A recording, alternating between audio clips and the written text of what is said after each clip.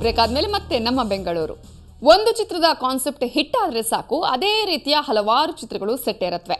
ಹೀಗೆ ಸೆಟ್ಟೇರಿದ ಮತ್ತೊಂದು ಚಿತ್ರ ಗಾಲಿ. ಈ ಚಿತ್ರದ ಡಬಲ್ ಮೀನಿಂಗ್ ಡೈಲಾಗ್ಗಳು ಇತ್ತೀಚೆಗೆ ಸಾಕಷ್ಟು ಸುದ್ದಿ ಮಾಡಿತ್ತು. ನಗರದ ಕ್ಲಬ್ ಒಂದರಲ್ಲಿ ಈ ಚಿತ್ರದ ಆಡಿಯೋ ಬಿಡುಗಡೆ ಸಮಾರಂಭನೂ ನಡೆಯಿತು. ಮಾಜಿ ಸಿಎಂ ಕುಮಾರಸ್ವಾಮಿ ಗಾಲಿ ಚಿತ್ರದ ಆಡಿಯೋ ಬಿಡುಗಡೆ ಮಾಡಿದ್ರು. ಈ ವೇಳೆ ವಾಣಿಜ್ಯ ಮಂಡಳಿ ಅಧ್ಯಕ್ಷರಾದ ಬಿ ವಿಜಯಕುಮಾರ್, ಉಮೇಶ್ ಬಣಕರ್, ದೂದ್ಪೇಡ ದಿಗಂತ್ ಸೇರಿದಂತೆ ಅನೇಕ ಗಣ್ಯರು ಉಪಸ್ಥಿತರಿದ್ದರು.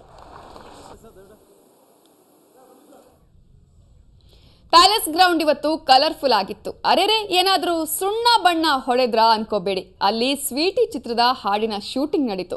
ಅಂದಹಾಗೆ ಈ ಹಾಡಿನ ನಿರ್ದೇಶನ ಮಾಡಿದ್ ಯಾರು ಗೊತ್ತಾ? ಬಾಲಿವುಡ್ನ ಕೊರಿಯೋಗ್ರಾಫರ್. ಹೇಗಿತ್ತು ಸಾಂಗ್ ಶೂಟಿಂಗ್ ಅನ್ನೋದನ್ನ ನೋಡ್ಕೊಂಡು ಬರೋಣ. ಈ ಸುದ್ದಿಯನ್ನ ನೋಡ್ತಾ ಇವತ್ತಿನ ನಮ್ಮ ಬೆಂಗಳೂರನ್ನ ಮುಗಿಸ್ತಾ ಇದೀವಿ. ನೇರ ದಿಟ್ಟ ನಿರಂತರ ಸುದ್ದಿಗಾಗಿ ನೋಡ್ತಾ ಇರಿ. ಮಾಡಲಾಯಿತು. ಪಿಂಕ್ ಸ್ಯಾರಿಯಲ್ಲಿ ರಾಧಿಕಾ ಹೆಜ್ಜೆ ಹಾಕುವ ಮೂಲಕ ಫುಲ್ ಮಿಂಚಿದ್ರು.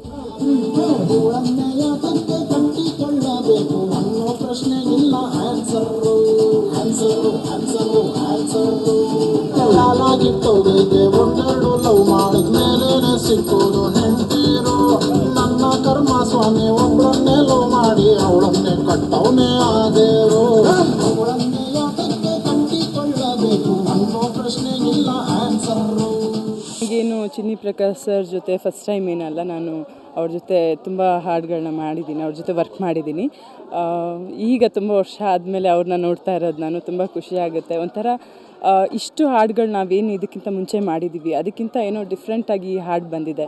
ಅಂದರೆ ಒಂಥರ ಟಪಾಂಕುಚಿ ಸ್ಟೈಲ್ ಅಂತ ಏನು ಹೇಳ್ತೀವಿ, ಫುಲ್ ಮಾಸಿಗೋಸ್ಕರ ಈ ಹಾಡನ್ನ ಮಾಡ್ತಾಯಿದ್ದೀವಿ. ಇದೊಂದು ಡ್ಯುಯೆಟ್ ಕಾಮಿಡಿ ಹಾಡು. ನಾಯಕ ಆದಿತ್ಯ ನಾಯಕಿಯನ್ನು ಚುಡಾಯಿಸುವ ಸನ್ನಿವೇಶ. ಅಂದಹಾಗೆ ಈ ಹಾಡನ್ನ ನಿರ್ದೇಶನ ಮಾಡ್ತಾ ಇರೋದು ಬಾಲಿವುಡ್ನ ಖ್ಯಾತ ನೃತ್ಯ ನಿರ್ದೇಶಕ ಚಿನ್ನಿ ಪ್ರಕಾಶ್. ಸ್ವಲ್ಪ ಕಾಮಿಡಿಯಾಗಿರುತ್ತೆ, ಕಾಮಿಕಲ್ ಸ್ಟೆಪ್ಸು. ಟೋಟಲಾಗಿ ಒಂದು ಹಸ್ಬೆಂಡ್ ವೈಫ್ಗೆ ಅವರು ಮಧ್ಯದಲ್ಲಿ ನಡುವ ಥರ ಒಂದು ಸೀಕ್ವೆನ್ಸು, ಅದೊಂದು ಡ್ರೀಮ್ಸ್ ಸ್ವಲ್ಪ ಒಂದು ಹಿಂದಿ ರೇಂಜ್ಗಿರುತ್ತೆ, ಬಟ್ ಟೋಟಲಾಗಿ ಫೋಕುಲರ್ ಸ್ಟೈಲ್ನಲ್ಲಿರುತ್ತೆ. ಸುಮಾರು 50ಕ್ಕೂ ಹೆಚ್ಚು ನೃತ್ಯ ಕಲಾವಿದರು ಶೂಟಿಂಗ್ನಲ್ಲಿ ಪಾಲ್ಗೊಂಡಿದ್ರು. ಒಟ್ಟಾರೆ ಅರಮನೆ ಮೈದಾನಕ್ಕೂ ಹಾಡಿನ ಶೂಟಿಂಗ್ನಿಂದ ಕಳೆ ಬಂದಿತ್ತು. ಬೆಂಗಳೂರಿನಿಂದ ಕ್ಯಾಮರಾಮನ್ ಮಹೇಶ್ ಜೊತೆ ಸ್ವಾತಿ ಪತ್ರೆ, ಸುವರ್ಣ ನ್ಯೂಸ್.